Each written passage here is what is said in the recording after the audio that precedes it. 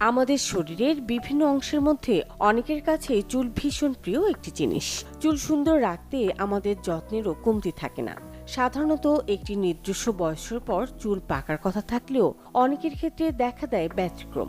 বাস্তবতা হলো পাকা চুল এখন আর বয়স বাড়ার লক্ষণ নয়।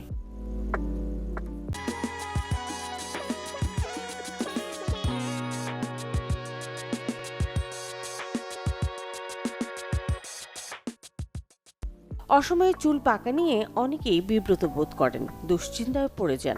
কেউ কেউ তো বড় কোনো রোগ হয়েছে কিনা বলেও আশঙ্কা করে থাকেন। অনেকেই মাথায় পাকা চুল দেখলে সেটি টেনে তুলে ফেলেন। এদিকে মাথা থেকে পাকা চুল তুলে ফেলা নিয়েও রয়েছে নানা কথার প্রচলন। এর মধ্যে অন্যতম হলো পাকা চুল তুললে তা আরো পেটে যায়। কিন্তু এমন ধারণার পিছনে কি আদৌ কোনো বিজ্ঞানসম্মত যুক্তি আছে? চিকিৎসকদের মতে এই ধারণার বাস্তবসম্মত কোনো ভিত্তি নেই। তাই বলে মনের আনন্দে পাকা চুল তুলে যাবেন এমনটিও ঠিক নয়। তবে পাকা চুল তুললে সেটির সংখ্যা না বাড়লেও এতে যে চুলের গোড়া ক্ষতিগ্রস্ত হয় সে বিষয়ে কোনো সন্দেহ নেই।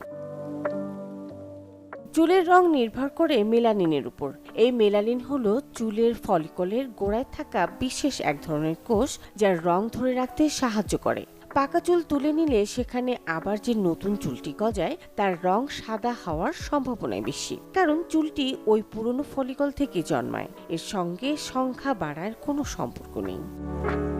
মুনিয়া মোশতারি, চ্যানেল 24।